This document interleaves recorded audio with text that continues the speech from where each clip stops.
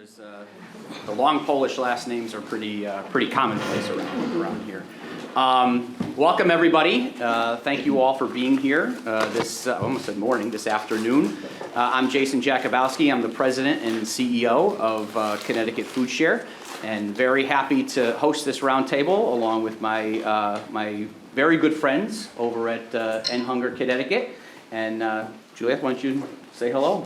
Good afternoon. My name is Juliet Callejas, Executive Director of End Hunger Connecticut. We are a statewide policy advocacy nonprofit. Our area of resources SNAP, food security, and child nutrition. So we do a lot of work together. Actually, Juliet and I were just down in D.C. a couple of weeks ago with advocates from all across the entire country.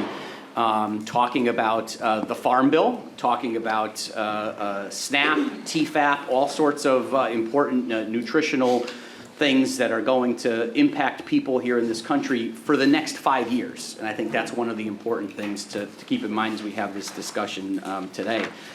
We are hopeful that we are very supportive of a robust Farm Bill, but also a bipartisan Farm Bill. It has always been and that's one of the things that Juliet and I were talking about down in D.C. It has always been a bipartisan effort every 5 years, and we're very hopeful that that happens again.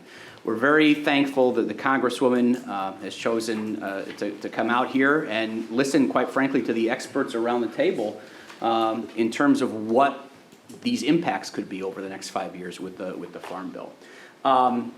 Before we start, I do want to make sure I introduce our very gracious host, Dr. Zolma Toro, the president of CCSU.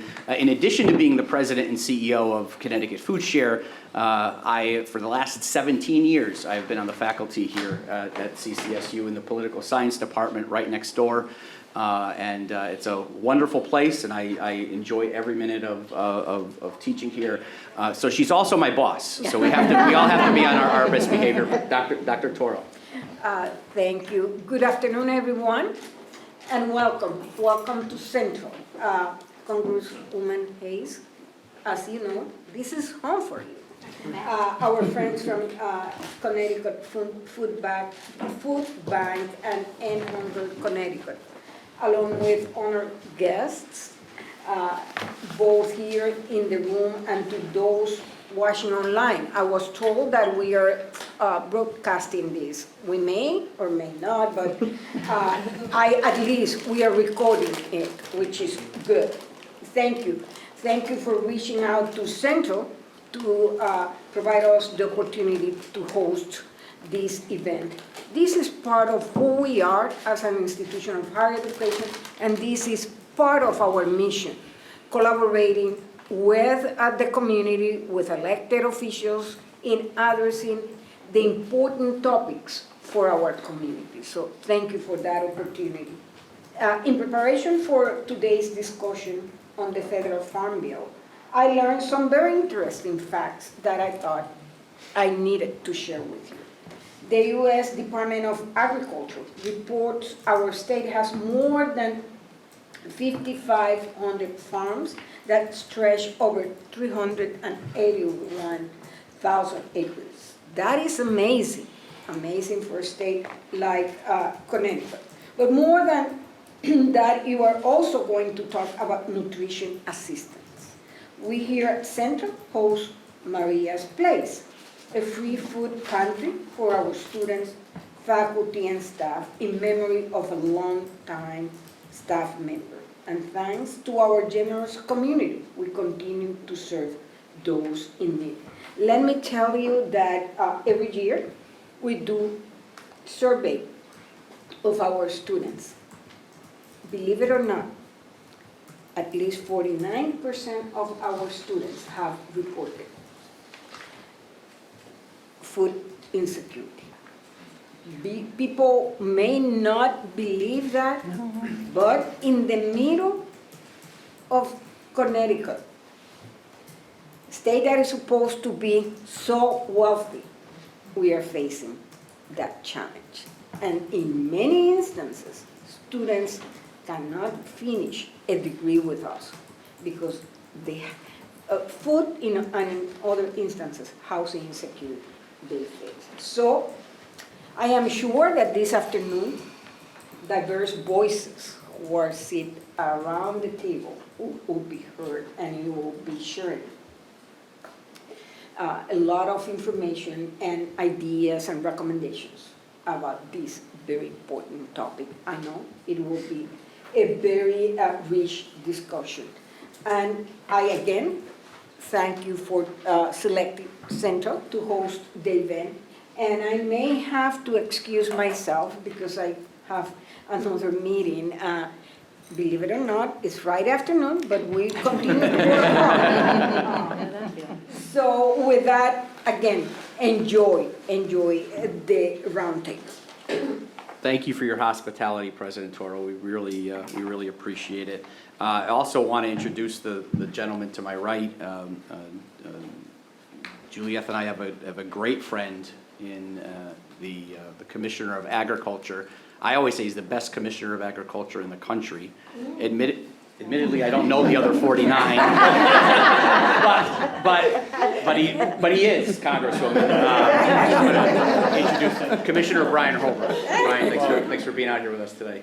Brian was at Capitol Lunch before this. For all of you from there, all the New Britain folks here, you get it. All right. I'm glad this is being live streamed. So is there anything else you want to? No.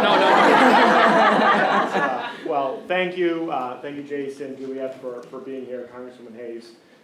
For your attention to these very important issues, and Dr. Toro for hosting this important conversation. We at the Department of Agriculture recognize how important our farmers are in the food security challenges that are facing our state. We've done a number of things on our own, working with End Hunger and Foodshare and a number of other pantries across the state to increase access and affordability to Connecticut-grown products. Made some investments with some federal dollars that came in during the pandemic to really assist and make sure that not only are we helping those families that need access to food, but we're helping those farmers that employ 22,000 people in our state and as Dr. Toro mentioned, work 370,000 acres of land. And so it's a spiral upward when we make investments in food security across the state. The local food purchase agreement, the farm to school programming, farmers market nutrition programs, SNAP doubling, all of those are reaching both sides of the farm to plate spectrum. And this is an opportunity at this Farm Bill conversation to make permanent investments to continue to strengthen that relationship for the foreseeable future. And again, happy to be here and so thankful that all of you took time out of your Friday afternoons to share your expertise and knowledge and thoughts on this as we move forward. So thank you, Jason. Great. Thank you very much, Commissioner. Well, without further ado, we want to introduce the Congresswoman. Very happy that you're here in New Britain. I will say this, and many of you here do know my dad. My dad is not the easiest judge of character, or is a very difficult judge of character. He's a very good judge. He's a very good judge of character, but he does not heap praise upon people very easily. And I'll never forget a couple of years ago, and he told me, he's like, I met at New Britain Diner with Jahana Hayes, and I'm supporting her for Congress. I said, okay, Dad. I was like, that's great. He's she's a teacher. She's like me. She cares about us. She cares about the inner city. She cares about our kids. And it was one of those things like, okay, maybe she wins, maybe she doesn't win, or anything like that. Obviously, she won. My father has not let anybody forget that, by the way, ever since.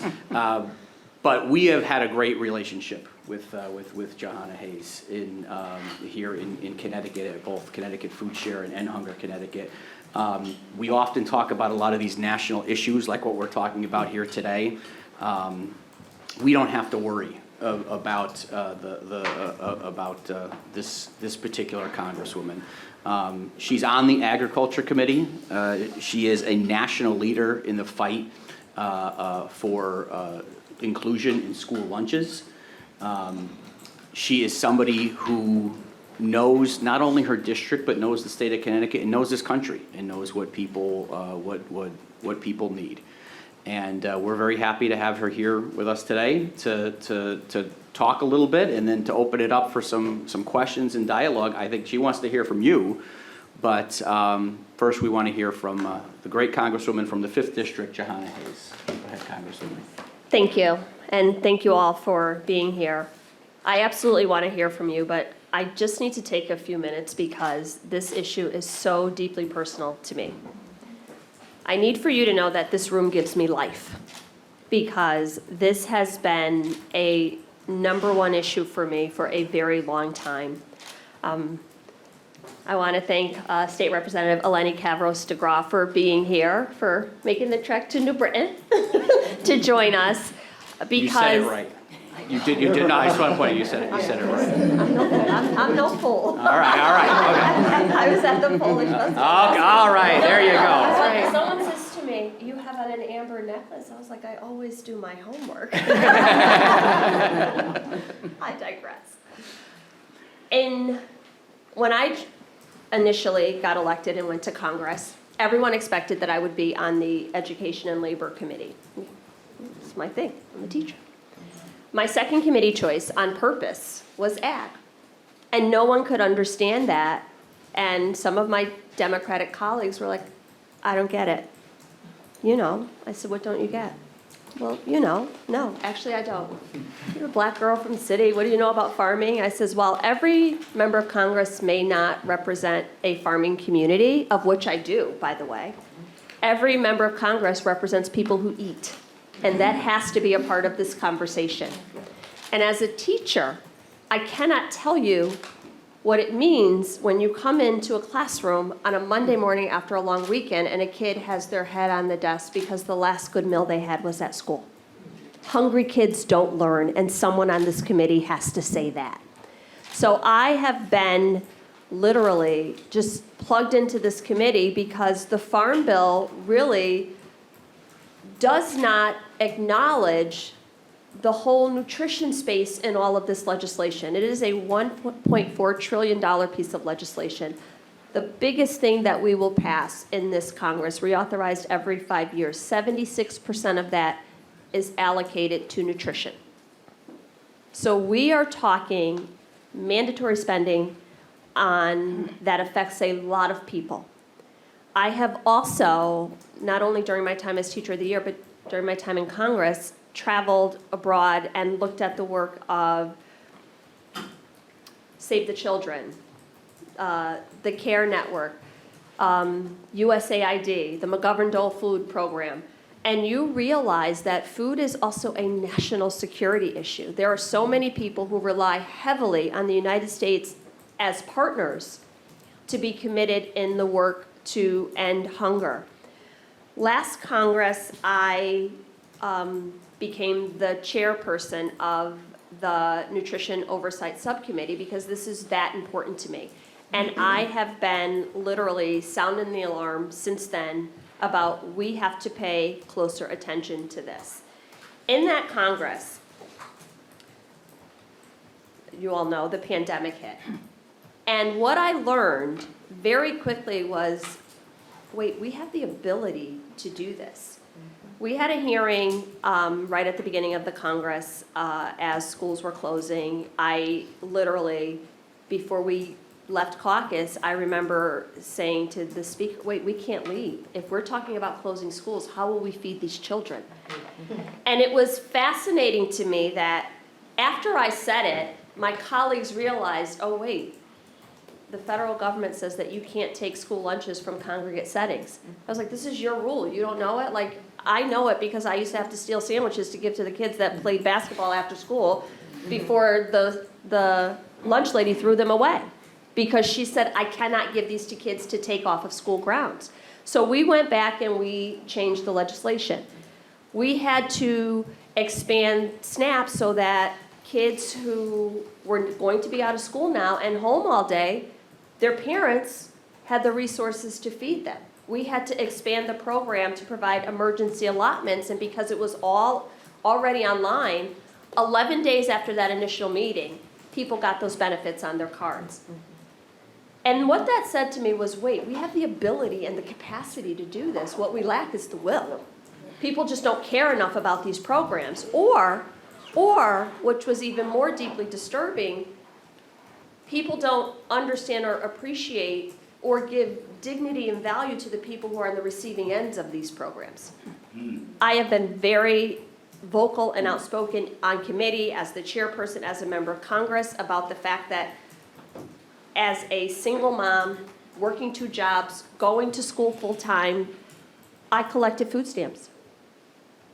I worked 2 jobs and still was eligible. We have so many people who are working poor. So all of these conversations about work requirements in order to collect SNAP, 4 out of 5 households that receive benefits already have an adult who is working. Doesn't matter if you're working if you're not making a living wage, with inflation going up in every other area of your life. But at the end of the day, we can talk about the data, we can talk about statistics, we can talk about what that means.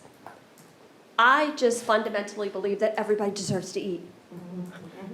We're talking about $6 per person per day when we get down to SNAP benefits.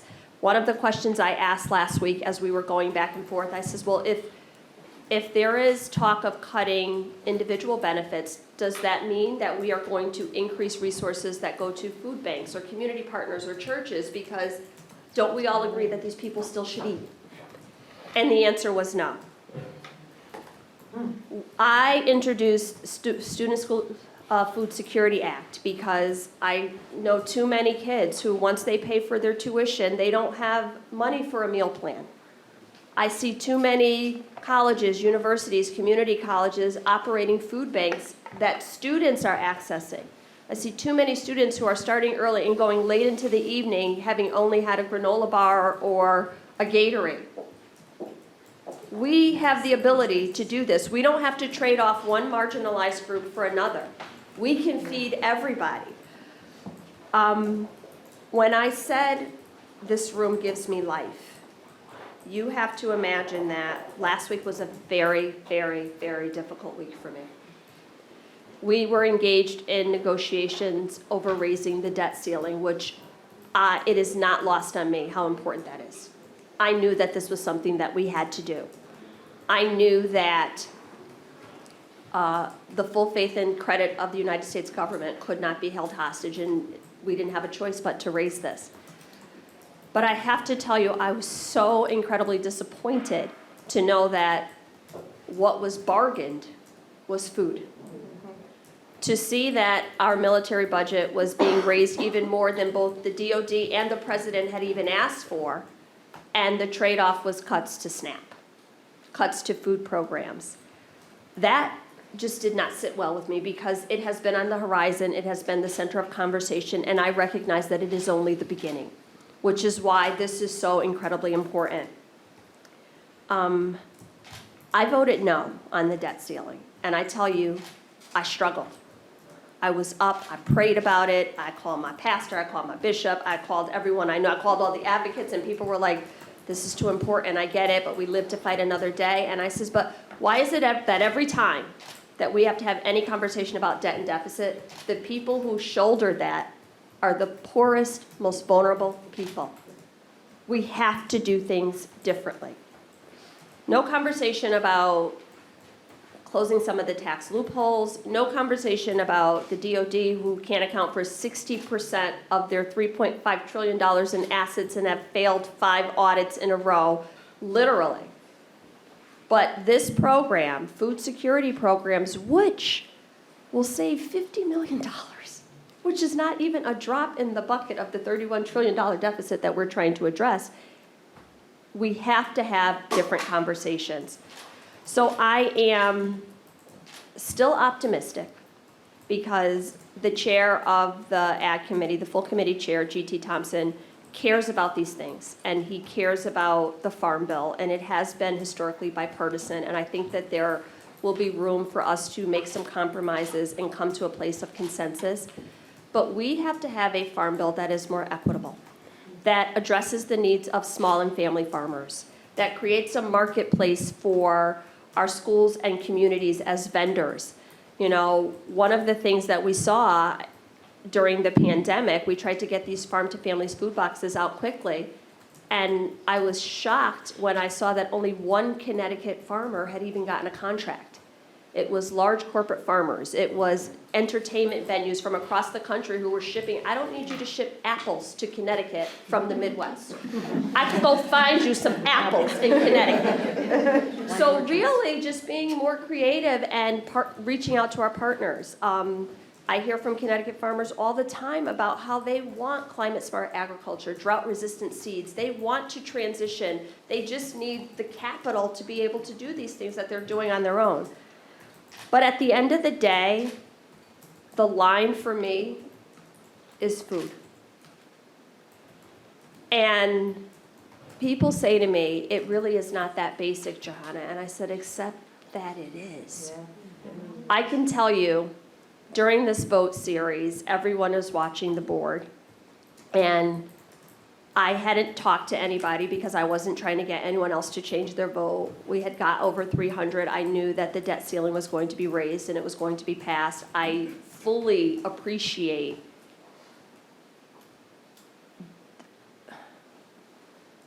I'm trying to find another way to say the pain in the ass that this will cause me moving forward. I fully appreciate that I literally just put a target on myself by taking this vote, but we have to have this conversation. I put my card in the machine and I voted.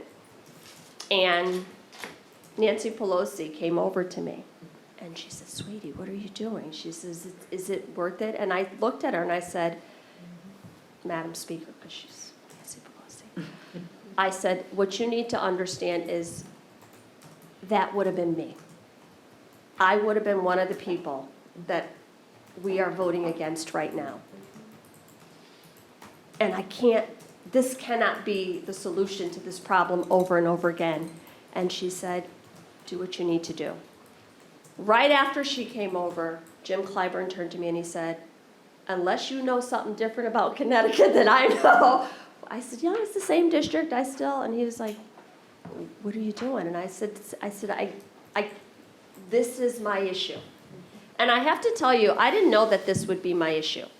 I had a list of, when I met with your dad at the diner, these are all the things I want to go to Congress to talk about and do, and most of those things are about education and, my community and, opportunities for people, and I really didn't know I'd have to fight this hard for food. Yeah.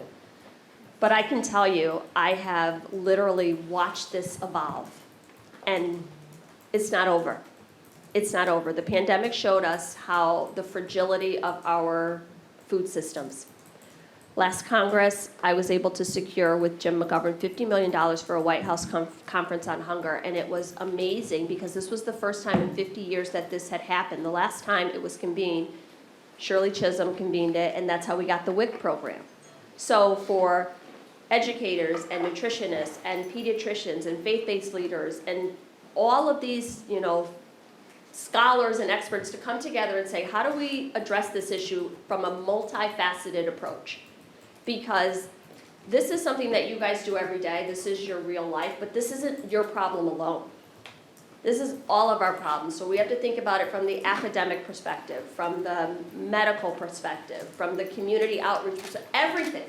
Everybody has a stake in the game when it comes to this, and we have to help people to understand and appreciate that it is your problem too. So I just thank you all for being here. I look forward to hearing from you. Sometimes I have to do a gut check because this work is not about me, and you cannot be a congressperson and be so egocentric that you only think about the things that affect you. And while this has personally affected me, I also, having been in a classroom for 15 years, saw how it affected kids and their families and people in this community, and it is just one of those things that it is too close to my heart to take my foot off the gas on it. And I used to say to my students, buckle up, buttercup, when we were going into exam. So I say that to you all today because last week's conversations were not the end of the challenge here. We had our first hearing on the nutrition subcommittee, and the way that assistance was framed, the way that some of these programs were framed is just wrong. It's just flawed. So it really is going to take public sentiment and outside groups and the people who are on the ground and have these stories to share and see meet people where they are and look in their eyes and know that they are doing the best that they can.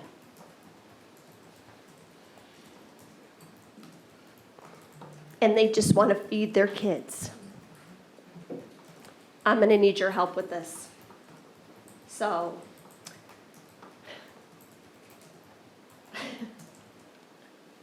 all of that was in here. It's just hard to sit and listen. We had our hearing this week, and it was 7 hours of all of the stories, and I was like, those are the exceptions, but overwhelmingly, that is not how this works. So, to know that, like me, there are still people who believe in people and think that you stand in intercession for people until they can stand on their own, and you help them, and then they turn around and help the person behind them, and you support communities, and this is what we've all done, and we've all been on the receiving end of something at some point. So it is going to be a long session, and this is going to be, if I were to say there were 3 issues that will keep coming back to the forefront, this is one of them. You saw it in the debt ceiling. We're going to see it in the Farm Bill, and we're going to see it in all 12 appropriations packages that we negotiate. And what I will not, and it's going to be even harder because all of these packages have caps now on spending, and I know how these caps work.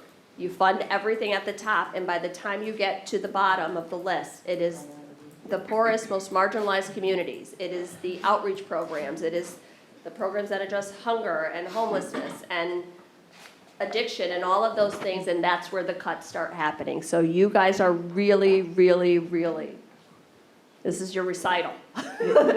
You practice, you do all the work behind the scenes. This is where you really have to get out front on this issue and frame the discussions about what hunger looks like and why it's so important that we don't let this problem get any worse. Thank you.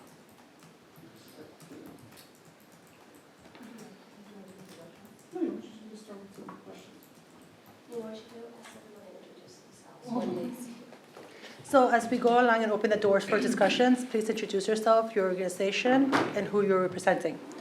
So as Congressman stated, we have compromised the debt ceiling agreements.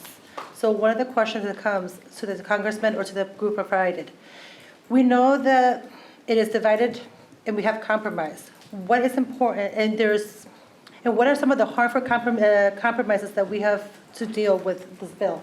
What are the things that we are giving up? What are the things that we had to battle? And what are the things that we had to push as advocates? Well, there were some good things in the bill, and those things happened as a result of public pressure.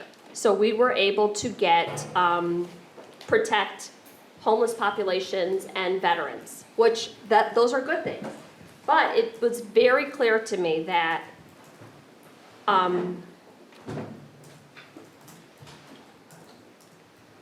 there wasn't a true appreciation for what that means, because just because we wrote into legislation that we will make homeless populations or housing insecure populations eligible, we also have to go a step further and say, what does eligibility look like? Because if you have to present a social security card and a birth certificate and all of these documents, then those people still won't access these programs. So we really have to kind of walk it all the way through. Work requirements were extended from age 49 to 56, which I don't have a problem with work. I want people to work, People should have opportunities to work, but they are so stringent and the administrative and paperwork requirements are so burdensome that they'll actually cost states more to administer the programs than they're saving. One of the things that I was disappointed, one of the compromises was students. So the way the bill was written, work requirements means 20 hours of work a week and does not include full-time school. So we have so many young people who are in school full-time doing the best they can, and if they don't have dependents, they wouldn't qualify under the way this program is currently written. My thing is, we don't have to trade off one group for another. It's like, yes, it was a win that we were able to include veterans because that community was just outraged and the public sentiment, But it frames it as if anyone else who receives any kind of food assistance is just lazy and doesn't want to work, and that is just not true. And the thing that I am most afraid of is that I know this is just the beginning. There is currently legislation from one of my Republican colleagues that would cut off assistance. Right now, if you have dependents, that's kind of protected, but over the age of 7. So if you have kids over 7, you would be ineligible. What are we supposed to do? 7-year-olds have to go to work? I really don't understand it. And the thing is, we also have to make sure that we are reevaluating the Thrifty Food Plan.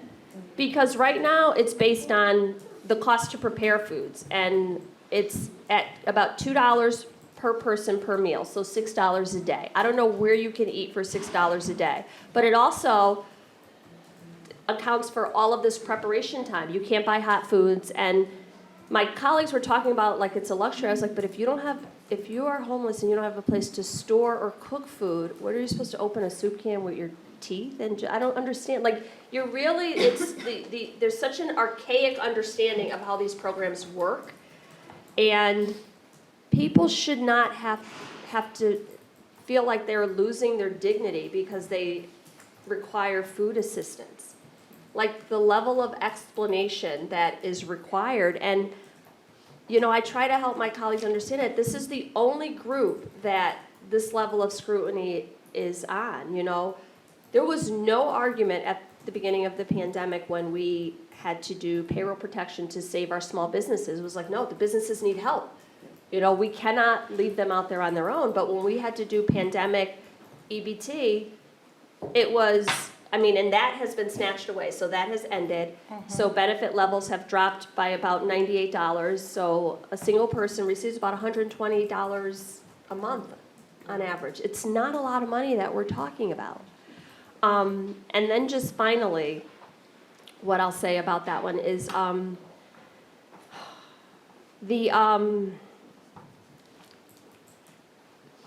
with the emergency allotments gone, we saw people got, for the first time, people on Social Security got for the first time a cost of living increase this year.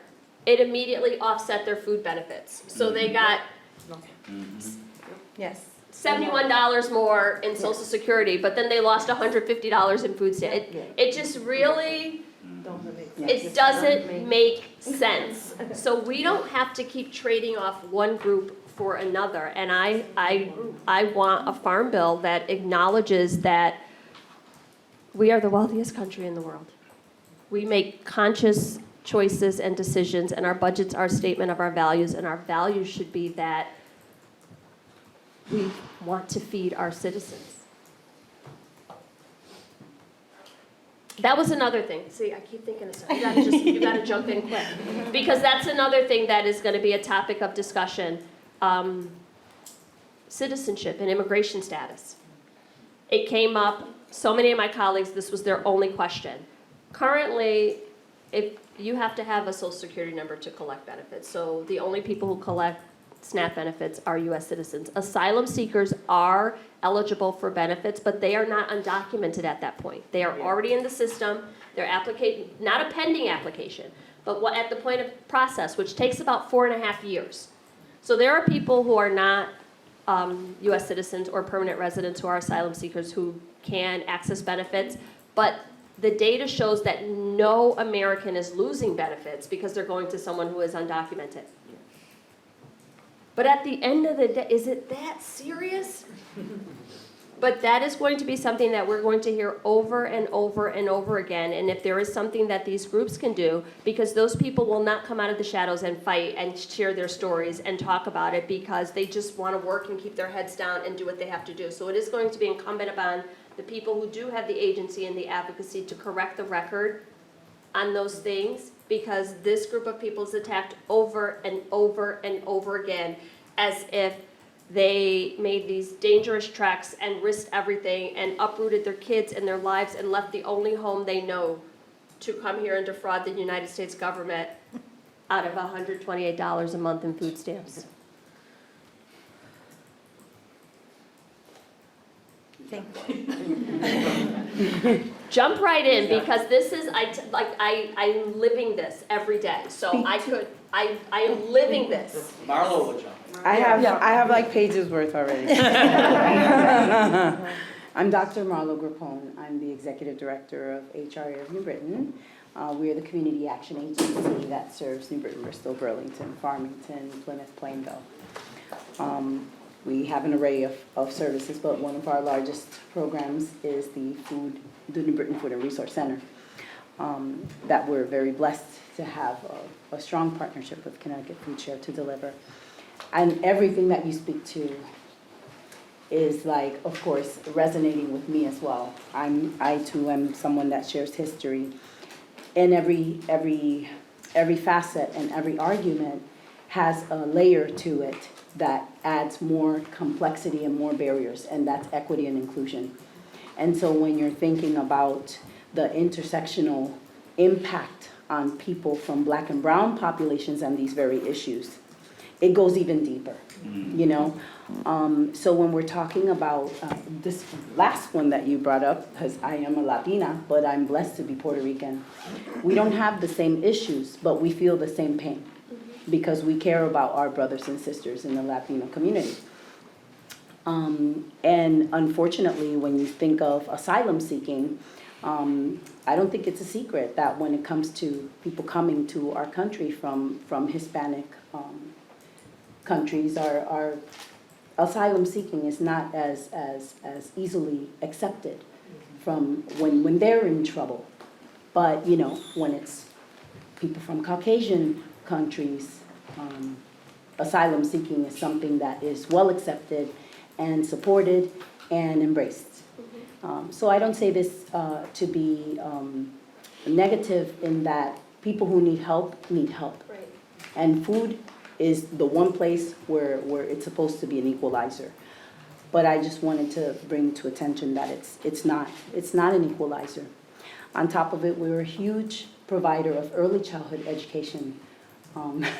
So you're talking about education, and I'm saying, wow, expectant mothers and young children who are directly impacted by the lack of food and nutrition is a direct link to the growth and development of the children, a direct link to the infant mortality rate that we experience in our community. You know, so again, when you look at the high rates of teenage pregnancy and not being able to support students who might be looking to receive SNAP, you know, or also people who are doubled up and living and sharing expenses because the housing situation is now, of course, layering on top of their food needs. We're very worried. We're very, very worried for the people that are crossing our doors because the resources that we have are absolutely not sufficient to even begin to scratch the surface of what they need. These are systemic issues. These are things that need to be addressed by a higher power and higher entities than what we can bring. But I can tell you that we don't stop. I appreciate that. A couple things. So you're absolutely right how people who present themselves for help to this country are treated differently. I was so proud of the state of Connecticut at the height of the Ukrainian crisis where we said we are a state that welcomes refugees and opened our doors. But I've also seen in other areas of conflict, we saw with Haiti, we see, you know, in Spanish-speaking countries all over the world where refugees are not welcomed with open arms in the same way. In this district, I have 41 towns, and I can tell you that I am one of the members of Congress with the largest equity and education gap. I don't know if you saw the NBC report that said Connecticut was one of the worst states when it came to racial disparities in education, and I thought I was sick over it. But I get it.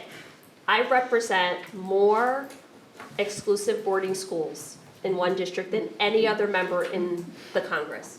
I have Ethel Walker, I have Taft, I have the Gunnery, I have the Hotchkiss School. I can, all the emblems, whenever a member of Congress says, oh, I know your district, it's because their kid went to Taft or went to, I was like, Avon Old Farms. I was like, yeah, it's a little different.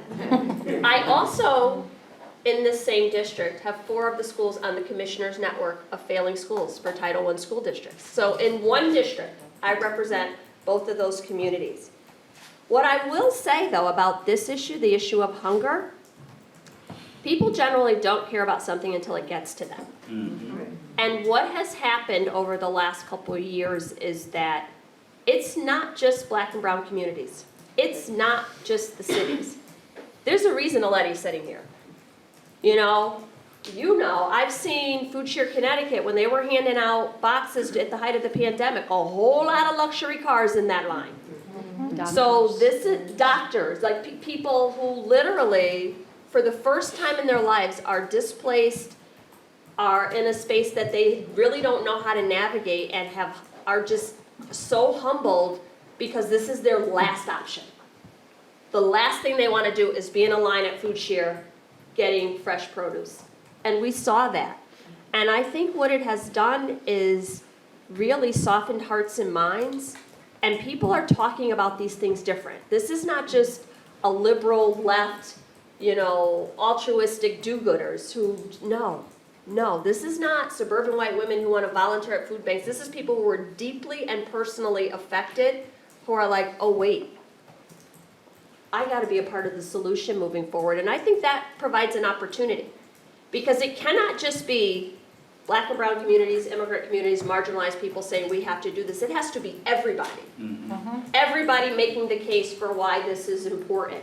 And I think what we've seen, I see it with small farmers, I see it with just everybody throughout the state are like, wait, no, we got to do something about this. We wouldn't be having, 4 years ago, you guys do it because you live this, but in the legislative space, the buzz and the movement and the activity around food security, around programs like SNAP, around GusSNP, around healthy food options is just so different. One of the witnesses in our committee last week was talking about how people in these communities make poor choices and they have poor health and all they buy is sugary drinks and blah, blah, blah, blah, blah. And I says, let me tell you something. I showed her the radius of, I have an apartment in DC, and in the place where I live that's right next to the Capitol, there are 9 grocery stores. You go right over the river, into the hood, one store. Sharice Davids talked about how the closest grocery store from the reservation that she used to live on was 31 minutes. But they didn't carry meat because they didn't have the USDA, and so they couldn't pass the USDA inspection for that. So I don't know if I want to buy groceries from a place that can't pass USDA inspection, but that's a whole nother story for a whole nother time. The next one, she said, was like 45 minutes away, and the Super Walmart was 98 minutes from the reservation. So when you're talking to people who are trying to just find the last tomato at the bodega, then how are you lecturing them on healthy food choices? So part of it, it's all the things. It is redlining. It is geographically placing people in communities that don't have access to healthy foods. It's all of those things that have to be a part of any conversation we have moving forward about food. And it's not just, and I'm happy to some degree that we are no longer just talking about Black and brown communities. Rural communities. The number of people in the northwest corner of Connecticut that everybody thinks is a New York weekender, the people who live there full time are struggling. They live there and they work for all of these people. They can't afford these rents. They can't afford, the rising inflationary costs. And they are saying to me, Congresswoman, I need help. And I'm like, it was humbling for me because I was like, up here too? It's everywhere. I would love to just dovetail on Please. that from the state perspective, because to the Black maternal health, if it was white maternal health, that would be solved already. The worst in the world. Right, worst in the world, right? But also, when you're saying about these communities that are advocating, I'm just outside of that northwest corner. And I have to say, I've never seen the advocacy from people in Canton the way that I did this time about making the school lunches free forever. Because obviously we had them during the pandemic. And we do have some money left over, and that money is going to be going to, I believe it's 200% in terms of, but it should be all kids, because that way there's no stigma, and if everybody's getting it, then you don't know who is getting it, right? So, but the conversations are changing, and I was as an employee, was at Foodshare when those lines were happening. And when like you, I've advocated for food literally my entire life. I just found a newspaper clipping from working with a Coalition for Creative Nonviolence outside of DC when I was in 8th grade. And Dr. Harold Moss showed up and to accept his check, and I think the head of the school was a little surprised. But it was, I have seen how this conversation has changed. I will correct my former boss and say, yes, this used to be bipartisan. And I say that because right around the time Paul Ryan was in Congress, and I hate to say that because I have a lot of Republican colleagues that I know care deeply about this, but I know that around the time Paul Ryan was in Congress, that was when the conversation changed, and we started talking about people getting iPhones on, or whatever the phone was at the time, on these dollars and things that went along with that, the old welfare queen narrative, which is absolutely ridiculous and obscene. Thank you, Ronald Reagan. And so that narrative has changed, and to the point that we are responsible for changing it, both those of us who have a larger platform, those of us who have different kinds of platforms. I'm glad to hear that the conversation is changing, but when I was at Foodshare, in those lines, working those lines, putting food in cars, and then I had to go out in the community and solicit the community dollars because I was part of the development team. I used to be able to say, oh, picture a little kid coming into school and putting their head down. And after that experience of 1,500 cars a day, it was close your eyes for me and picture, and then I would say, black, white, Christian, Muslim, doctor, lawyer, nurse, business owner, able-bodied, disabled. It was, you name it, they were in that line, day after day after day. 3 hours, some days, yes, 3 hours felt like not enough. In the blazing heat of the summer, we were, our shoes were practically melting into the asphalt. So it's those experiences that people have now, because I think at the time we worried, oh, they're going to be in this line, and then they're going to leave, and they're never going to think about this again. And we do see people who come back and want to give, but beyond wanting to give, they will say that experience was a lifeline for them. And the more people who look like me that can say that experience was a lifeline for them, that's what changes the conversation. Mm-hmm. When we talk about what it means to be an ally, you have to, it used to be you don't have to have the experience to be able to talk about the experience and say we need to do better. But those people in that situation, having had that experience, are now some of the best proselytizers about what this is. The fact that we can't agree on people needing to be fed tells you a lot about where our country is. Mm-hmm. The fact that we live in the richest state in the nation, and yet we have the greatest disparity. It's horrifying, frankly. And to the extent that we at the state capitol can assist and continue to assist in this conversation, there are many, many, many of us who kept going into the speaker's office and saying, not enough, more, not enough. And there's some frustration with how some of the conversations were turned in the opposite direction.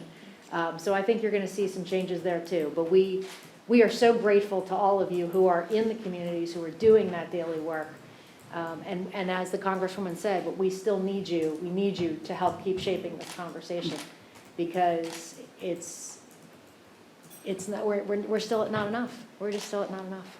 I'll just add to that, Eleni, that people talk about how the Farm Bill has always been bipartisan, and it has been. However, in the last Farm Bill, the issue that was on the table was able-bodied without dependents and SNAP.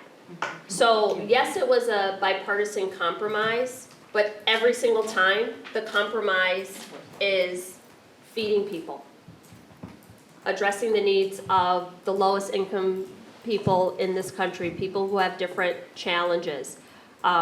So yeah, I want it to be bipartisan, but we need to legislate differently. Because just because a consensus was made doesn't mean that it's something that I would support or that any of us should support. Yes, we got it done, but our asks have to be different. Our outcomes have to be different. I was thinking about, you brought up ABOTs, able-bodied work people without dependents, and there's so many variables that aren't even factored in. People with mental health issues. You know, I was thinking of, and I don't know why this keeps sticking in my head, the young man on the subway in New York that was killed. And his aunt kept talking about him having undiagnosed mental health issues after seeing his mother murdered. And he was 31, no children, you know, would sing on the subway, whatever. And under the legislation that was just passed, he is someone who would not receive food assistance. I don't know if this makes me a bad congresswoman, but I think he deserves to eat too. Like I think he deserves it, because people are like, well, you should be. And it's like, people have different situations. And now with health and mental health and pre-existing conditions and all of these other things, like to your first question, what were some of the things that are taken away? One of the things that I think is most harmful is the ability for states to offer exemptions and flexibilities.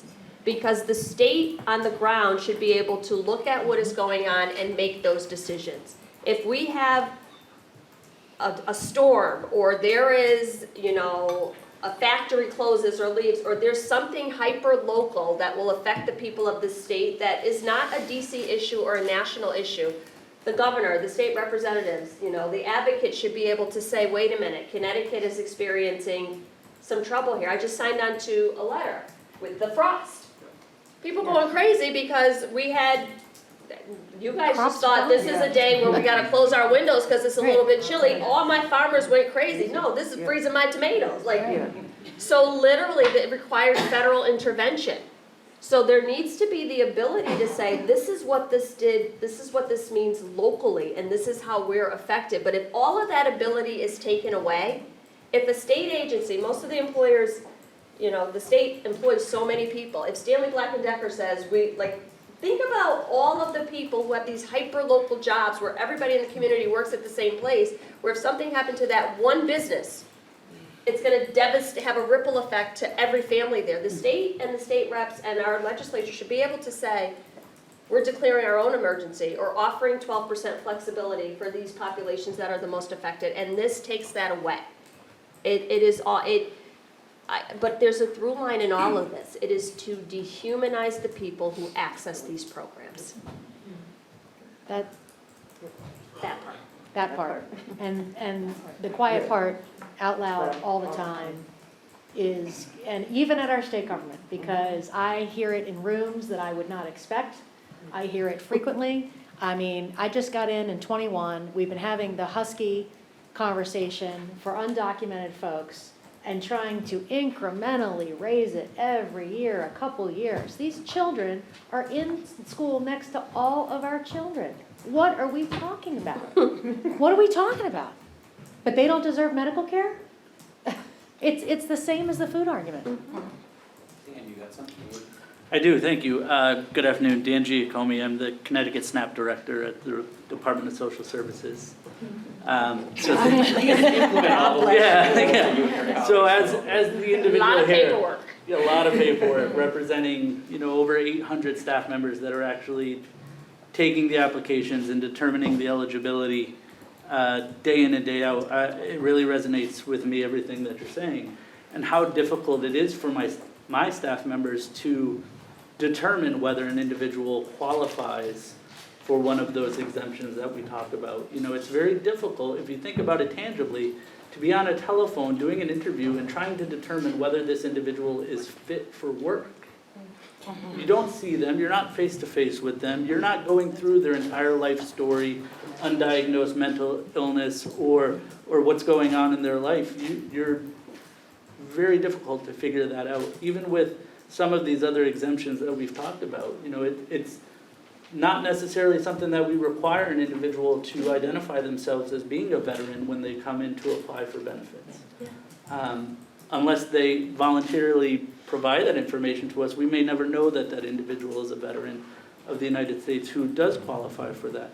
So I think or perhaps what my question to you, Congresswoman, would be, and thank you very much for the fight that you do, and I had the pleasure of testifying at the previous NODO hearing and just seeing you pull out your fact sheet when they started talking about asylees and undocumented immigrants was very satisfying for me because I was turning very red in the face. But I guess my question would be is what's your thoughts on, you know, when we talk about veterans, we know that the VA knows who's a veteran in the state of Connecticut. And they have that information in a file that could be transmitted. So how can we, on the state level, but also through legislation, look to streamline that information that comes from our federal partners to the state agencies to lessen the burden upon our individuals that are applying or that are receiving benefits, but also our workers that are trying to figure out the best way to identify these exemptions and ensure that these individuals don't lose out on their benefits. This bill does nothing to address that. Federal agencies don't even communicate with federal agencies. One of the things that I saw was when I introduced legislation to close the college hunger gap, I said, we already have this information. When students apply for FAFSA, we can use that same information with USDA to apply for SNAP. The two don't communicate with each other. We have SNAP information that does not go to our school districts, or WIC information that's not transferred. It's so incredibly egregious. I worked with the VA, and when we were talking about legalized cannabis, where people could have a prescription from a doctor at the state level, but could get kicked off of their VA benefits because it is not on the schedule. Like it is, none of these agencies talk to each other. So to your point, you're trying to navigate this complex web, and in a state like Connecticut, I mean in DC, it's less advantageous for me to have a car because you can get around the city quicker without a vehicle. There's so much public transportation. You have the metro, you can get a scooter, you can get a bike, you get an Uber. It's a walkable city. In Connecticut, to your point, when you look at the barriers to employment, if you find someone a job and they can't get there, then it's not really a job. If your hours are changed, and I know this when my daughter got a job at Quasi, and every time there was a drop of rain that fell, she was like, they told me to go home. I was like, well, I'm already home. I guess you're gonna just be volunteering for I just dropped you off. What are you talking about? They said it's gonna get cloudy or it's somebody in here has a child that worked at Quasi? Yes. I was like, I'm not coming back to get you, baby. I plan my schedule around your schedule, and it's in the middle of nowhere. So there was a whole lot of days she just sat on the bench waiting for her mother to go. But these are the types of barriers that we have to address. And so there wasn't a lot of thought that went into, okay, now how do we do this? How do we gather this information? One of the other things that I have found with all my work with veterans is there is just a level of humility that goes, no one wants to announce when they are at the lowest point of their life and having to seek benefits that they have served this country, which, first of all, the fact that they have to seek benefits having served this country is egregious. But there are so many veterans who my office has connected with who don't have their paperwork or don't have their files, and they just need help. Like if you just get your paperwork in order, you can get your VA benefits. But the idea of having to ask for that help is just debilitating. And so even though the legislation should technically expand to these groups, I don't know that they're going to access it in the way that we think they are, because the barriers are too numerous. There's so many people, my staff on a daily basis, apparently there was a fire in the records room at the Veterans Administration years ago, and you don't know how many people. The answer was like, we just don't have your records. I was like, well, okay, so who does have them? Like, there are so many people who just got stalled at a wall because the records were not available to prove their service, or what their level of disability is, or their rating. The other thing that I've seen is you have people who get benefits from somewhere else. They get their VA benefits, or they work, and then they hit this benefit cliff because they're $5 over. So if you're helping someone to stabilize, and they're doing everything they can, they're going to school, they're working, they're doing all these things, they finally get to a point where they're stable, and they get 5 more hours or a promotion. Then they lose all their benefits, and they're right back in the same position. So it doesn't help. And my colleagues are always, every day they quote the Bible, every day. Well, which part? Jesus wants people to be all these things. All the poor will always be among us. I said, all you need to know is Matthew. When I was hungry, you fed me. Thank you. That, like, I'm done, like, you can't have it both ways. And they, like, literally, they think that the answer to these problems is for community partners to step up, for churches, for organizations, really to just take it out of the federal government's hand and everything, which is the craziest thing I've ever heard. We had a witness who said, we have 200 volunteers, people come every week, and I was like, you're talking about a very different community. You're talking about a very different community, but you cannot think that this is all going to be just predicated on donations and community support and assistance. This is federally mandated funds. SNAP is mandatory spending. And by the way, we barely scratched the surface as a food bank. I know in the prior administration, one of the cabinet secretaries, Secretary Ross, had insinuated that, well, you know, if SNAP were to go away, people would just rely more on food banks. The reality is that for every meal that we're able to provide at a food bank, and there are many wonderful food banks across the country, SNAP is able to provide 10.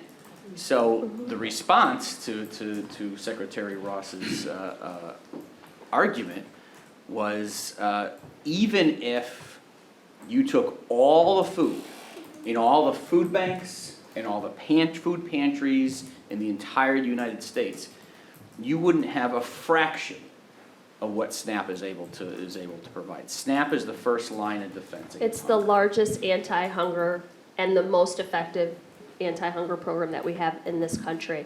And for every dollar that is spent, I think $1.45 goes back into the community because our grocers, our vendors, local communities depend on them. But also, It is dignity. and that's what I was gonna say, and also, that's the part I was just going to say. The idea that if you have to rely on benefits, that you don't have the ability to choose your own food, that you won't make smart choices. If you, I mean, I grew up in Waterbury. We have literally the ShopRite that just closed and that I'm still recovering from because I really can't make my peace with this. But every ethnic community in the city had an aisle in that store.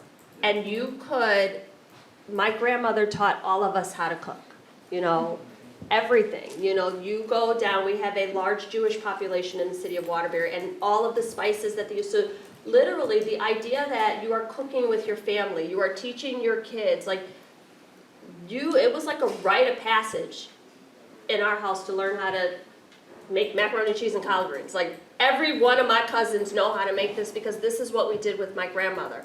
So the idea that just because you rely on assistance, because you literally are going through experiencing some struggle, that you don't get to choose the food. I mean, we've had hearings about you shouldn't be able to buy a birthday cake or a soda For your child's birthday. for your child. Like, we've had hearings where one of the witnesses last week was there needs to be dietary guidelines and regulations on what you can. And that was one of my concerns when we were. I was very happy in the pandemic. We were trying to do whatever we could, but with the Farmers to Families food boxes, because everyone was, I mean, forget the amount of waste, fraud, and abuse that went on with that program and contracts that we couldn't even track. But just highlighting the fact that now people will have to eat healthy. And it's like, what makes you think that people aren't already eating healthy? And what I don't want us to do is go back to a time. I remember as a little girl growing up when everybody would get government cheese and powdered milk and the cereal in the white box with the black letters. I was like, these are not Fruit Loops. And not healthy choices. Not have choices. And Like, the you stigma will and increase. exactly, and those are some of the things that I think we can do in this farm bill. One of the ideas that I have is just the idea that everybody gets benefits on one day. You know, the grocery store is packed. They run out of everything after 2 hours. It's like, why isn't it spread out so that people can just go to the store? Like, because you know, if you go in the store on the first of the month, it's busy. People are kind of trying to pick out which families are using EBT benefits, and it shouldn't matter. And it shouldn't be, when we talk about destigmatizing these programs, we need to just integrate them into everything. Hi. Hi. Everyone. My name's Jessica Vargas. I'm the network rep for Britain, Waterbury, and Meriden. I've had the opportunity to sit in a few listening sessions. I just had one yesterday in Waterbury, and you and your colleague just mentioned a lot of things that I heard yesterday. I have been hearing immigration, undocumented, people being afraid, not knowing where to go. Lack of information is not getting to the most needed people for many different reasons. I've heard through several of them, illiteracy. We pass out information assuming that they know how to read, that they know where to go, that they know how to get food. One of the things that I've been encountering as I'm boots on the ground, I'm everywhere. I'm visiting everyone because I want to hear the people. I want to know what they're lacking, what they're not lacking. But the inner cities, they need more support. I'm thankful for HRA. That's a community action agency. They service a lot. But when it comes to like Waterbury, even New Britain, we have these programs, nonprofit programs that need more money. They need more money so that we can support them. The budget was just slightly increased for nonprofits. I think I heard that. A pathetic 2.5%. No, point to me. Yeah. Point to me, a pathetic 2.5%. Yeah, don't get excited. Right. So, as I keep hearing from the partners that I get, their lines are getting longer. How are we going to support these programs that our communities are depending on? Well, and this is clearly not political, keep electing people who get it. Because one of the things that we were able to do during the pandemic, and we started talking about, USDA actually got a marketing budget because it was like, it doesn't matter if we are doing all these things if people don't know about it. So they literally ran ad campaigns. They sent people, if you remember at the beginning of the pandemic, I'm so excited about this because it was one of the things that I was like jumping up and down and saying we have to do this differently. You can't say we're going to send food assistance to Connecticut and it's only available at Rentschler Field. The people in my community can't get to Rentschler Field, so we partnered with churches and local organizations, and you remember every church parking lot was handing out food through the federal government. So we really changed the way our community partners were. Making sure that people had, if you're saying to someone part of your application requires you to have an email address and they don't have an email address, it doesn't matter, but then they can't get an in-person meeting for 3 months, you're not helping people. So making sure that we have translators on the ground, that we have trusted community partners who know where the need is, who are reaching out to people proactively and saying, talk to me about your situation and let me put you in touch with the people that can help you. There are a few churches in my district that got community partnership grants for everything from healthcare and vaccination sites to food distribution sites, which is completely different than the way the U.S. government generally administers programs. And I think we have to do more of that. Minnesota has a program where they just opened this portal that cut down the application time to like 13 minutes, beginning to end, to put all your information in and then get connected with a social worker. We have to start, you cannot assume that everybody is operating starting at the same place. So if a person doesn't have a computer, that was one of the things when people were saying, why are you fighting so hard for libraries? People don't need libraries, like that's a luxury. And I was like, if you're saying the only way to get a vaccine, I took arrows on that one.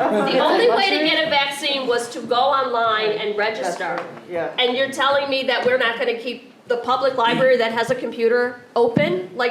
You have to have people who are looking at these things through a very different lens. So one of the things that I am hoping for, that as we are allocating funding, that we are also partnering that funding with how are we going to get to the community. We cannot expect for people to always come to us. Yeah.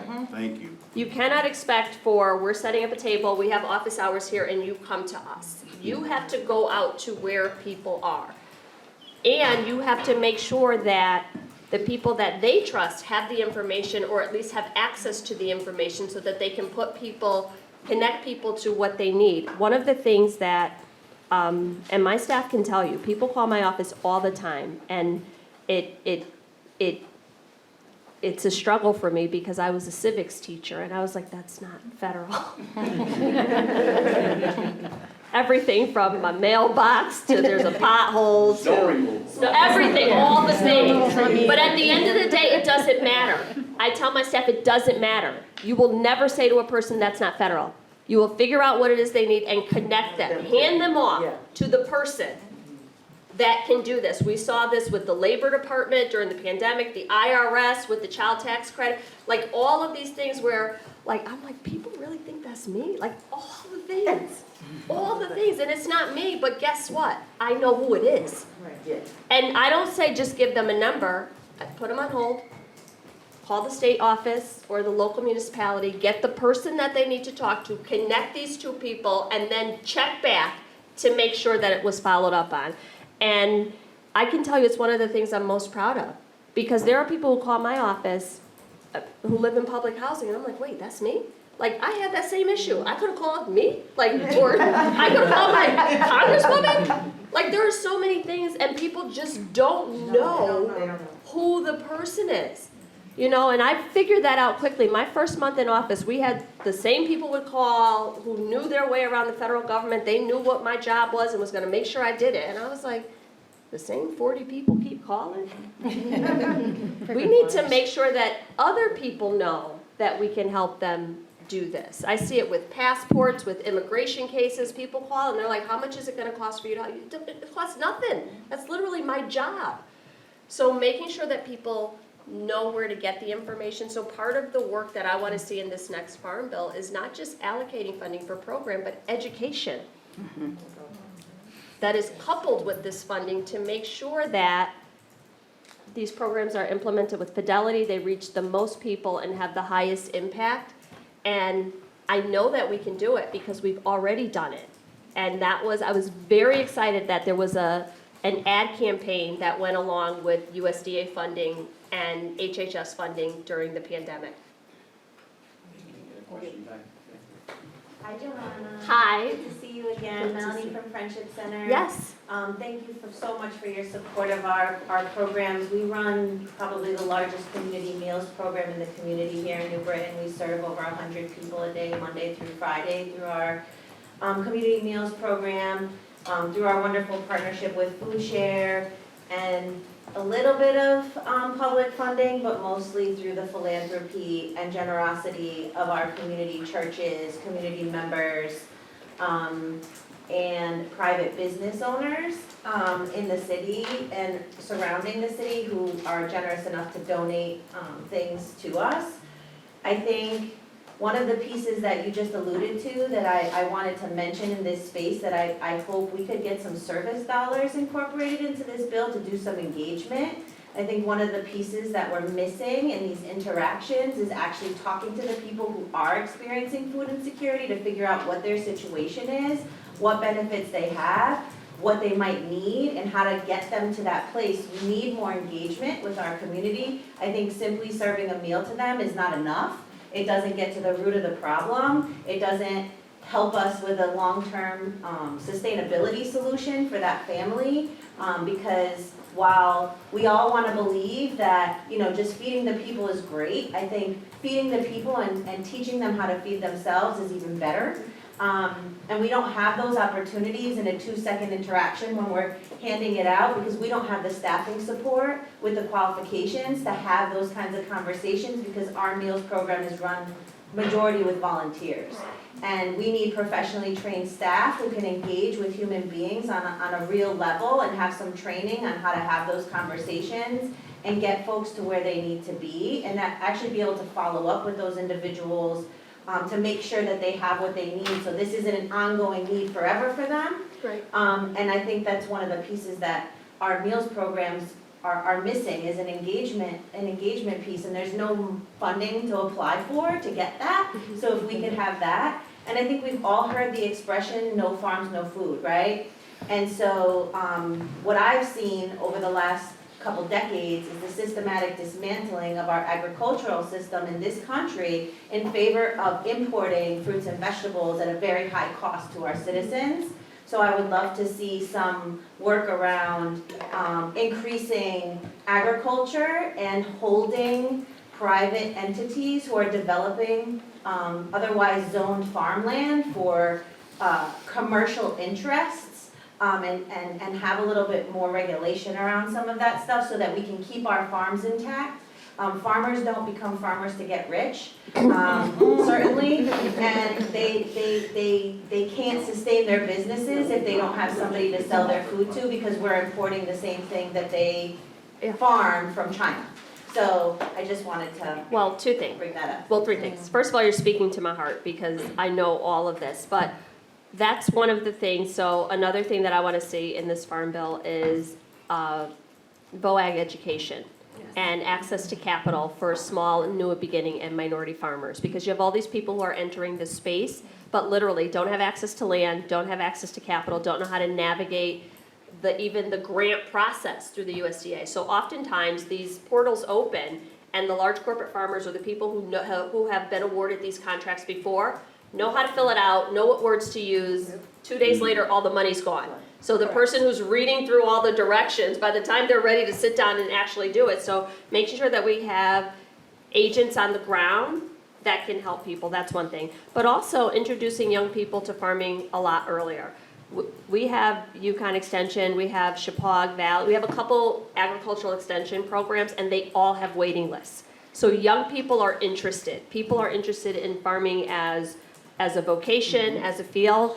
The other thing is to be creative in what we're doing. One of the things that I'm really proud of, actually we just had an event a couple days ago in Waterbury where a brownfield site, a former factory, is now being used as a Brass City food hub site. We've seen fisheries that are going in what used to be abandoned factories. So really urban gardens, really being creative about reimagining these spaces. And then I have a scratch cooked foods meal to partner these farmers with local school districts or hospitals or different communities so that they have an easily accessible market for all of these things. Because one of the other things, it's like, well, we can't afford to refrigerate all this stuff, we can't hold it for too long, we can't transport it. So it has to be, the access to markets has to be right there. The other thing, and it goes back to what Dan said, there's no communication between these agencies. Because if there is a social worker who's at the clinic for open community hours from 3 to 5 and nobody's coming, but you have 200 people in line at the Friendship Center, why aren't we taking this person and moving them to where the people are? Right. So really looking differently at the way we engage resources. And then finally, I'll say, you talk about the number of people that you guys serve at the Friendship Center, and I've been there on more than one occasion and seen this. And one of the things I love most about it is you would think you were in a 5-star restaurant. The chef literally puts everything. I don't care what he has. If it's carrots, he's chopping them and glazing them and making sure. It's like they take whatever they get and turn it into a meal. So it's not just feeding people for the sake of feeding people. It's the whole experience of sitting down and literally they walk out and they serve people. It warms your heart to see the care and attention that, you know, and the people come and they're sitting outside, there's like a patio. It really is very different than any food bank experience that I've been to, because it's not trying to get people and move them out as quickly as possible. It's sitting, asking people to sit down, making sure they're enjoying it, asking, you know, do you need anything else? Would you like more? You know, let me hold the baby till you get to the table. It just is a very different experience. And the chef over there is amazing, amazing. I went in one day, I was like, what is that I smell? He's like, oh, it's Caribbean Day. He had like jerk chicken and stew beef. I was like, what? all these, and it was literally, he says, I just look and see what we have, whatever we get that's donated, and I say, okay, what can I make with this? But it's not, there's no disregard for the people who are visiting the program. So all of these things are, and that's what I mean when I say this has to be a different farm bill, because we have to have different conversations about not just making sure we are having these programs, but looking to see where we can improve them.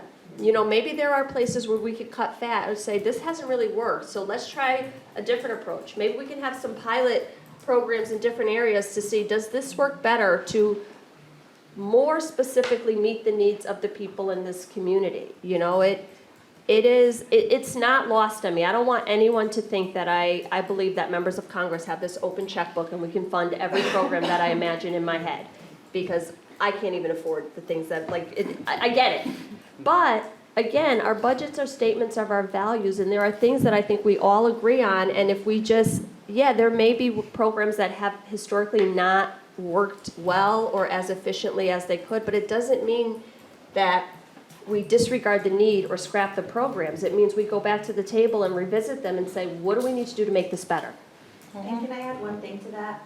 Nutrition is associated with health. If we feed people correctly, then we will save healthcare dollars, and that's all I would like to say. That's a proven fact, Melody. Correct. That's actually, that's a proven, that's a. So let's hit the Republicans. Oh, with that. trust me, but you know what, the thing is, facts don't matter. I remember at the beginning, well, and I say this because I've been I've had to get a gut check on so many.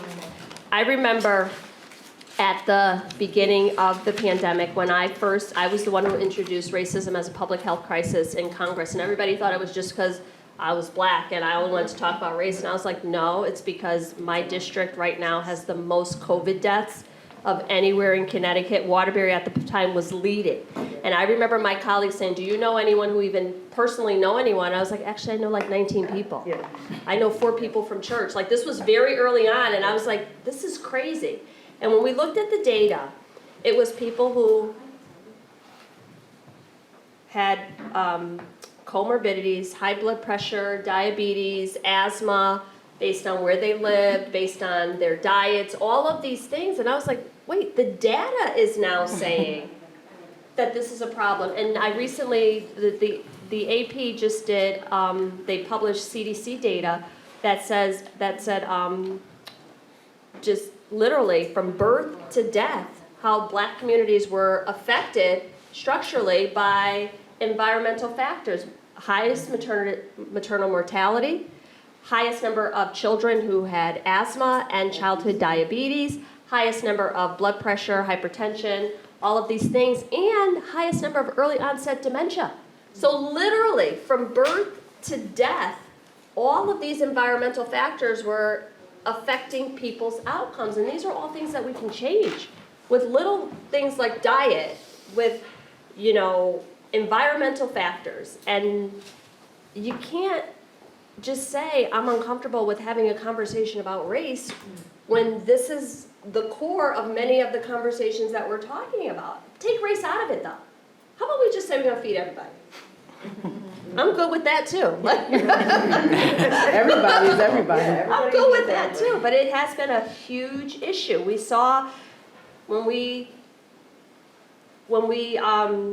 tried to give help to farmers during the pandemic, what we saw was minority farmers and women, literally we had to do a set aside for them because they had been cut out of this whole equation. And nobody wants to keep having this conversation over and over and over again, but if we're not willing to have this conversation, then we're not willing to correct it and make the necessary changes. Correct. So I wouldn't be doing my job if I didn't put a plug in here for something that you talked about pilots, and something that you and Secretary Vilsack and the Biden administration have piloted over the last couple of years is the LFPA program. And I think Commissioner Herbert would kick me if I didn't say this, and Scott Kemp, our Chief Operating Officer at Connecticut Foodshare, is down there, and they know this intimately. It's an incredible program that, to your point, Melody, has infused millions of dollars into our farmers that otherwise might not be getting subsidies. But it also has produced, Scott, about 1 million pounds? Yeah, close to 1 million pounds. I mean, That go directly to Jahana, our I think we talked agencies. about it one Labor Day, and she described it as very, very intentional. I mean, Yeah. we went, we talked to farmers, all farmers, about this program, like what they would like. Previously, we probably had skipped over smaller farmers, and we figured out a way we can go straight from that farm to the pantry, right? So what does that mean?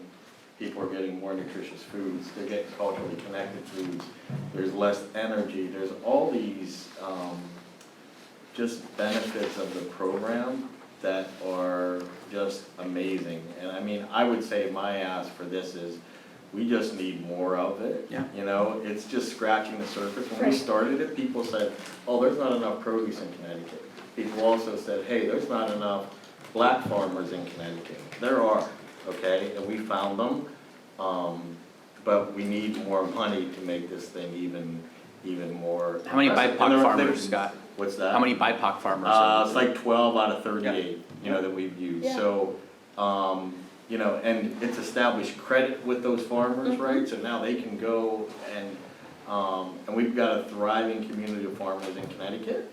I mean, we don't even say large, small, we say emerging, and we say established, right? So, we love the program, we're happy for the money, the only ask is, let's make it bigger. You're absolutely right, and one of the other programs that I want to expand is GusSNP, that doubles SNAP dollars when you deal with local vendors and our farmers markets. One of the things that I found when we talk about BIPOC farmers in Connecticut, you're right, there are so many, and you can't, if you're inviting people to the table, then you have to listen to what they're saying and value their input. You can't invite people just to be in the room and as a part of the picture, but whenever we do anything with ag, I am very intentional, and that's the word I use, of making sure that every farmer at every level has this information, you know. Whenever, the first year, whenever I had a farming question, my staff would, the two resources they gave me were the same two farmers, and I was like, there gotta be more than two. So that brings me to a great question. so- How would this bill affect our Connecticut farmers? How would this impact us? Would it be beneficial? What are the downfalls of this bill for Connecticut farmers? Can I just take like a couple swings of that? Well, first I want to make sure that, I don't think anybody's here because of wallflowers. We've heard from a few people, but I want to make sure more people get into the conversation. But I do want to point out what Scott was saying. LFPA, not only did it connect farmers with pantries, it created stability and profitability for Connecticut farmers because they knew they could sell. And so, and they knew that Foodshare would purchase. Farm to school, same thing. SNAP doubling, same thing. We're creating markets that are guaranteed for these vendors. Farming is hard work. I don't think anybody doubts that. Just try to grow your own garden for the summer. You'll find yourself at the grocery store or the farmer's market buying all that produce. Right? I mean, everybody's done that. I do it myself. The bunnies eat all. Everybody eats everything except for the people who plant it. But the reality is that if we want to attract new people into agriculture, if we want to diversify who's entering agriculture, we've got to demonstrate that there's profit in there, there's a career in there, there's an opportunity in there.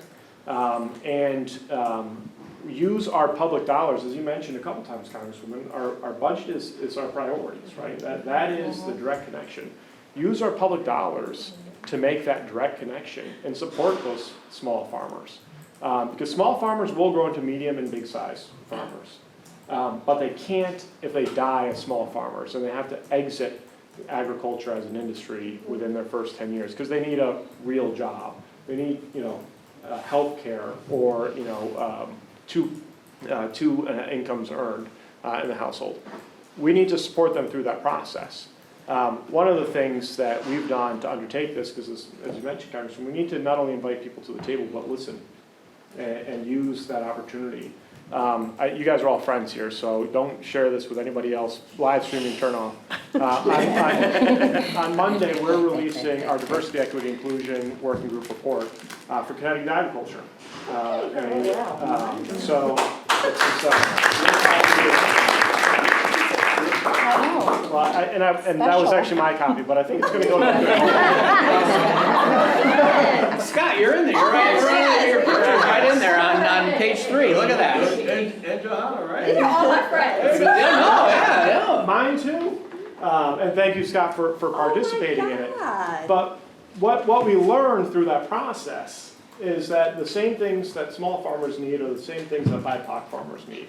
But they need stability, they need markets, they need opportunities. And if we can use public dollars to invest on the front end of their businesses, we will help them throughout their entire career process. So Monday afternoon, you should have an invite from USDA by now in your inbox. We'll be releasing this in addition to talking about the LFPA. But it's one of the ways that we've been thinking creatively in state to address some of the challenges that we know exist. And I just want to, thank Scott and the folks that volunteered their time and volunteered to come forward and share their stories with us to put together that working group report. It's really, really impressive and really thoughtful. And it is a roadmap that we're going to use at the department to do better. So I couldn't take this opportunity without acknowledging that work and plug it. And since we're going to be doing this on Monday, just everybody keep your mouth shut for the weekend. I don't want to belabor, but this is huge. This is a big deal. So just to keep plugging it in, for TUGASNIP, we are very proud to say that our organization is a pass-through for this program. We have over 40 markets, and a lot of our small markets consist of small farmers. With this program, this funding, we're able to allow them to keep producing and growing, but also keeping them financially stable. So, programs like this are great, but there's still something that needs to be fixed within the system. The GUSNIP program allows it, but we still have to do a lot of in-match kind. And the requirements for it are tedious. We don't have enough people to support the program, to carry the program. So finding funding and making adjustments in the bill will help us not only just provide for 40 markets and allow these farmers to grow, but even expand it across Connecticut, maybe to 80, 120, every year increase that. Well, I'm not overselling my role in the Farm Bill, but part of it is having people from state. I mean, when I first got on this committee, the majority of my colleagues were Midwestern farmers who represented the breadbasket of our country. When we were having conversations about dairy farms, I'm fighting for someone who has 13 cows, and they're like, we have 60,000 on our farm. Like, I'm fighting for someone who has an 11-acre farm, and they're 800 acres. So it was just a very different, it was mostly large corporate farmers, a lot of trade. We had more conversations about soybeans and whole milk than anyone should ever have in a lifetime. And I'm like, well, what about my greenhouses? So really having a farm bill, and I think this is one of the things that I have really doubled down on, that meets the needs of all farmers, new and emerging farmers, BIPOC farmers, large corporate farmers, all of these people who feed our countries, who feed our communities, because the fact that my colleagues were saying, well, Connecticut's not a farming community, I'm like, it absolutely is. It absolutely is, so really having a farm bill that meets the needs of all farmers and all communities, I think is super important to me, making sure that our greenhouse growers have the support that they need. The number one industry in Connecticut 5, which I did not know until I became a member of Congress, is greenhouses. New fact. Greenhouses. We supply all of the beautiful plants that you get in Home Depot and Lowe's are grown, most of them all over from this district. Cheshire, you go up, like the number one issue more than anything else, everyone thinks it's insurance, it's all these things, greenhouses. So we're here. We're here, and I want to make sure that even those smaller family farms are represented in the Farm Bill, because the other thing that I hear is it's such a weird dynamic, because you have generational farmers who now their kids have gone off to college, and it's like, okay, so what happens to the farm in the next generation if your children don't want to farm? So making sure that they can hire people, that they can keep the farm growing. A bad farming season means something very different to people in Connecticut than it does to people in Wisconsin or, Nebraska. They rotate crops, they go to another field, they do all these things, but once you're wiped out in Connecticut, for many families, they don't recover. Yeah. So access to capital, making sure small farmers are included. That's correct. What is at stake for Connecticut. Yes. Making sure that we have a farm bill that says, even if you only have 13 cows in 1 acre, you still belong in this bill. I wanted to just give an opportunity for some of our students who might have a question or two. My name is Lily Mercado. I'm a rising senior, and I'm founder and president of the Intersectional Justice Coalition here at CCSU. First off, this has been a great conversation so far. I'm really looking forward to putting some of the points of action or engagement in education in my hands, just on a small scale with my club. And I think that could be very helpful for the community. But I'm very glad you're here. I'm very glad that you are here knowing all of these things that we're talking about, very passionate about the subject. But as you know, like, you are one Congresswoman in the United States. Earlier you were talking about how bipartisanism is not enough. We could be bipartisan and, make a compromise, but it might not be enough. It does not cover what we need to feed people. It is a compromise. So my question for you, essentially, is how do we push legislators, and even, on a smaller scale, state legislators, communities, to support basic needs without all the excuses? Vote. My students used to ask me all the time, because I taught civics, and whenever we covered an election, in every election debate, election platform, whether it's president or whatever, Medicare, Social Security is always on their list of priorities. And my kids would ask me, why? I said, because what's your grandma do on election day? She votes. It's like a big deal. Gets up, gets dressed, goes early, votes, goes out for coffee afterwards. They make a day of it. And I said, and that is a constituency that votes. There's a reason why there was so much pushback to student loan forgiveness, because it's a constituency that people are like, well, I don't know, you can help them, you can not help them, they're not going to vote anyway. So the way that I remind people all the time, I just left the senior center in Farmington, and this guy opened the door and someone said, do you work for her? I said, actually, no, I work for him.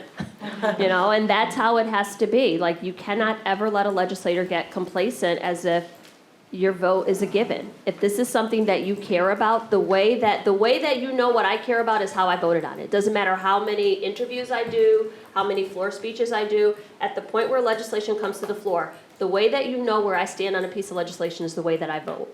So, to your point, as more people who care about these issues, you hear people talk about, I'm a single issue voter, this is the thing I care about, whether it be women's reproductive health or LGBTQ rights or all of these things. The people who care deeply about those things engage on those issues. So for the people, there's a community for everybody. For the community who really understands about food security and understands the impact of cutting these programs, to public sentiment is everything. With it, you can do anything. Without it, you can't do anything. You can do nothing. You know what I mean? So if the people in this district care about these things, and they have a representative, whether at the Congress or the state level, who is disregarding the things that they care about and voting differently, then you need to find someone else. At the point where I, as the Congresswoman of this district, is not meeting the needs of the people of this, they need to find someone else. Like, I wouldn't vote for me. And that's not political at all. It is just basic civics and government. Like, you find the person, we have a representative democracy, so you find the person who represents the things that you care about, and you support them so that they can continue in that work. And at the point where that person is no longer fighting as hard as you need them to, then you need to find another champion. Or step up to the plate and do it yourself, I don't know. But that's what we need to do. So literally changing the conversation by making sure that the people who are at the tables and engaging in these conversations are doing that. And I'll tell you a perfect example of that. SNAP and food security wasn't the only thing that was on the table. Veterans benefits and Social Security were also on the table. And there was such a public outcry that at the State of the Union, it was like, we don't want to cut Social Security. It was like, wait, what just happened? What just, like, it was crazy. I was like, what just happened? Because the public was like, you are not going to get away with doing this. So it has to be this idea where the public doesn't allow it to happen. Because when you talk about me being one of only 435, you are absolutely right. But I can tell you, no matter where I am in Congress, I will always be in the minority when it comes to the American people. You outnumber us all day long. There's 300 million of you. There's only 435 of us. So if people really used their voices and said, this is what we demand coming out of this next farm bill, coming out of this next appropriations package, coming out of this next education budget, it really is, it's not even Pollyannish, it's intentional. That's how the Constitution was written, where the people have a representative, you are in student government, you know. I tell people, if nobody votes and I vote for myself, guess what? I win.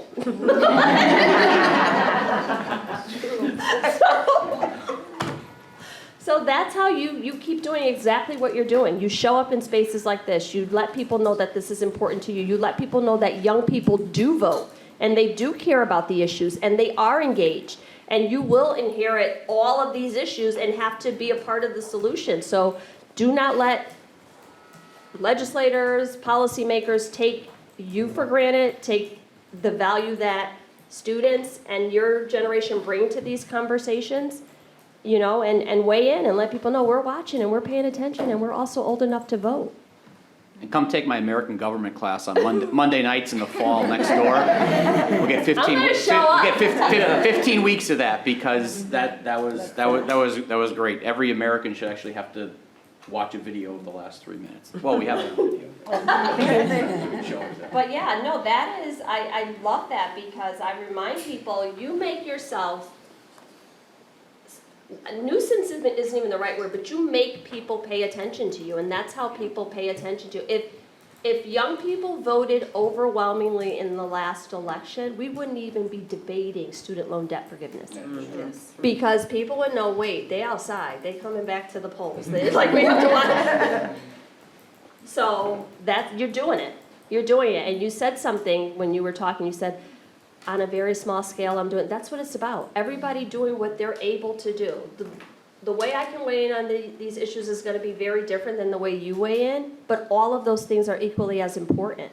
So if I'm holding down my corner of the vineyard in DC and you are on a college campus, you know, working with your groups and amplifying this message and sharing it on your social media, whatever, it's all of these things coming together. That's how we do this work. It's not you elect someone and you send them off to Washington and say, now fix it, and I'll see you in 2 years. It's you elect someone and you pay attention to what they're doing and you make sure they're doing what they said they were going to do, and you hold them accountable. Thank you. I hope you'll vote for me. Like, I might have just talked her out of voting for me. With the opposite effect. One question? Yes, my name is Ryan Jones. I'm also a student at Central Connecticut State University. I'm a political science major, but I'm also your intern as well. My question is basically, the answer was to vote, but how do we address the issues within inner city communities? I come from New Haven. We have a lot of systemic issues as far as housing insecurity, food insecurity. People are starving, crime, drugs, et cetera, and those have been going on for decades and years and all. So it's a lot of voters fatigue. It's a lot of people who feel as though voting is not changing anything, or the politicians don't care about them. So how do we increase the hope within the people and turn it back into the communities, especially inner city communities and people, Black and brown communities, who feel as though that they're forgotten? My answer remains the same, Ryan. You vote, because you cannot, and I get it, like, there are different ways to address it, and people weigh in differently. Activists have a role in this, but legislators also have a role. You can't stand outside of in the parking lot screaming through the window saying you need to do this. Someone needs to be at the table. Someone needs to be in the room. Someone needs to be a part of the group that is making the decisions. And I get it, people have voter fatigue, and there is something, you look for the silver lining in everything, if you will, After the last cycle, and again, this is not political, but I'm using it in the context of helping you to understand a story. My last election was very close. And for me, I prayed about it. I said, Lord, what is the blessing in this? And it is that people realize that this cannot be taken for granted, that one vote matters, that 1,851 votes matter. And sometimes you get to the point where it doesn't matter, there's too many people, Connecticut, in the whole scheme of things, isn't gonna change the dynamic. One vote matters. We have, what's his name from Southington? One vote. He won by one vote. Yep. One vote. And literally, I just imagine him. If I were him, everybody I walked up to, they're like, I voted for you. You must have been the one. You tried Chris Poulos at the state rep. One vote, 3 recounts. So you can't tell me that it doesn't matter. So if someone like you from New Haven is saying, this is important enough to me that I'm gonna be in these rooms and in these spaces, and I'm gonna make sure that before you leave, you hear the experiences of my community. And not only that you hear them, but you address them. You use it to guide your decision-making. Like, there's a reason why the Connecticut Department of Agriculture has a DEI plan for improvement moving forward. They didn't just one day wake up and say, you know what, guys, I got a good idea, let's do this. It's because there was some outside mobilization and people saying, you gotta do better on this. So my answer's the same, like, but you can't be surprised, I'm a civics teacher. Right?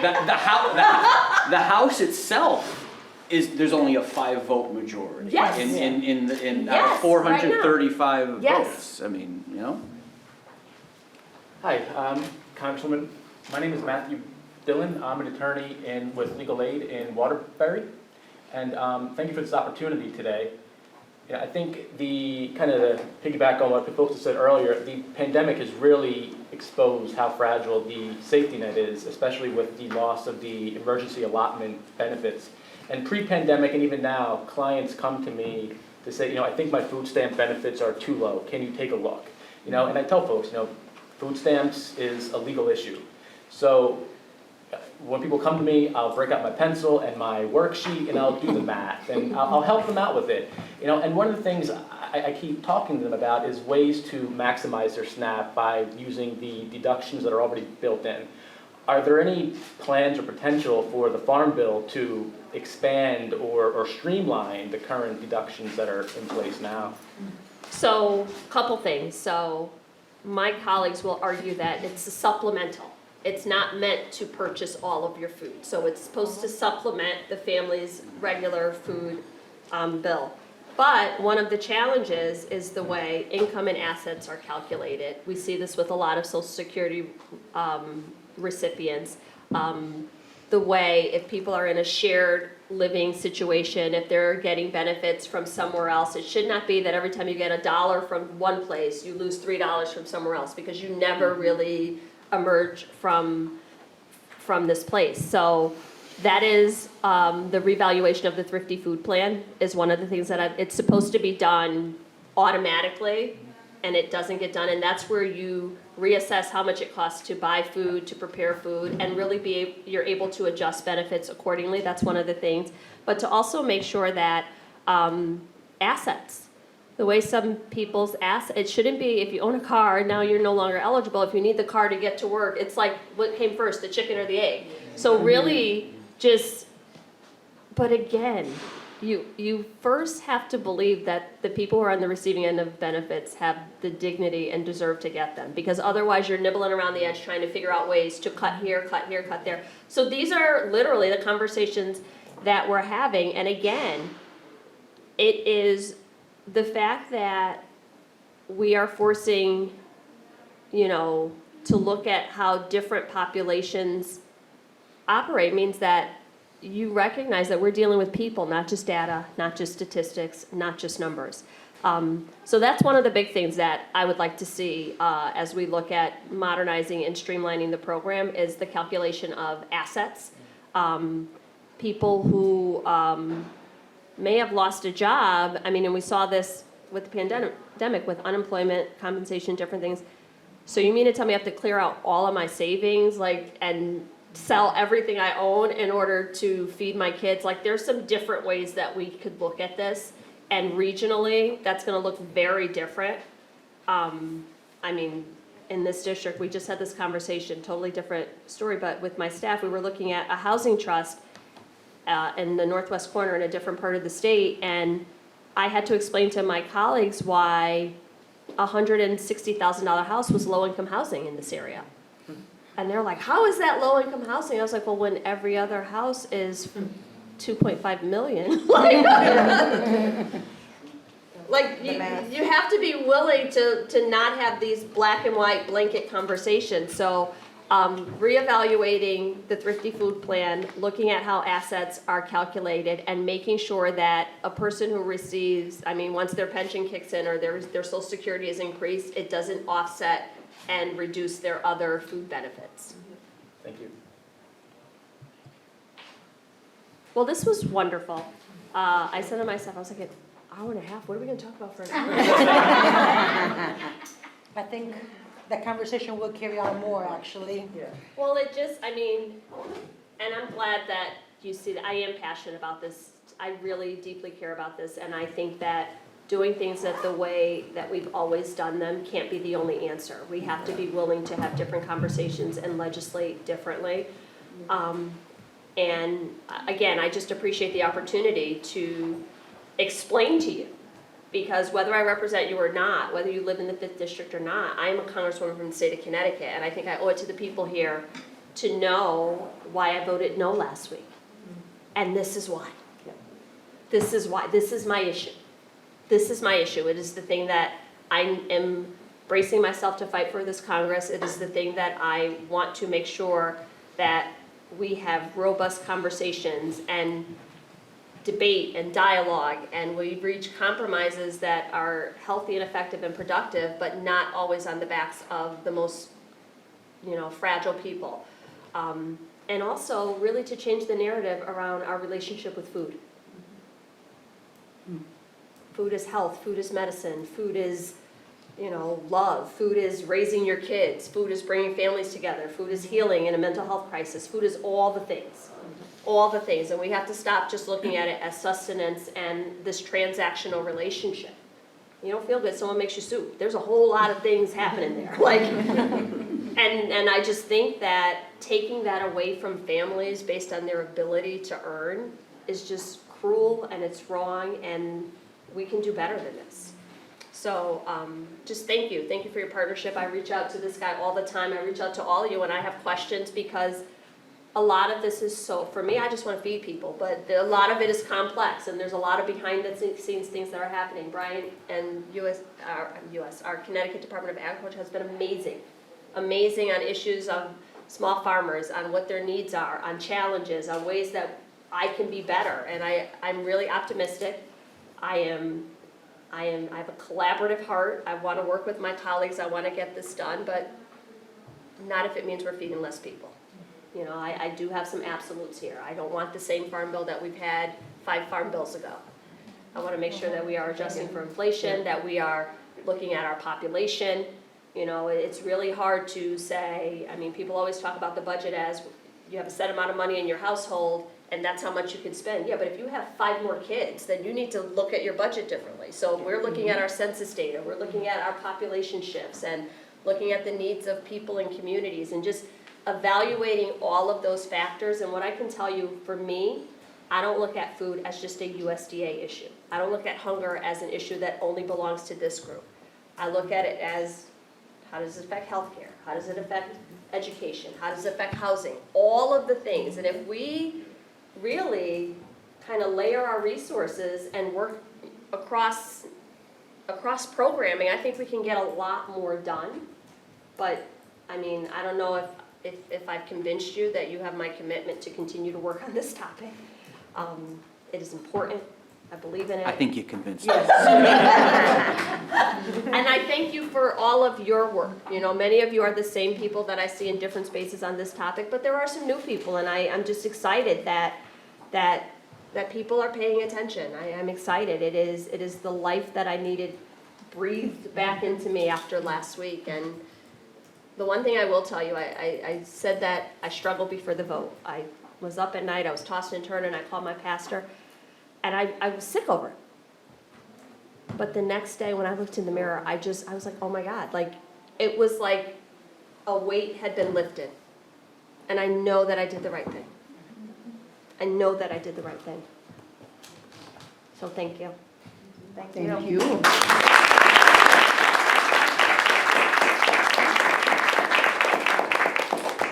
So just to be respectful of everybody's time, I want to say thank you for gathering, being here, and participating in this important discussion that is not just food, it's food security, it's food resource, and it's education, and it's advocacy. If you have any questions, please feel free to contact us or reach out to us. We're here for you. Everybody can take their selfies. Thank you.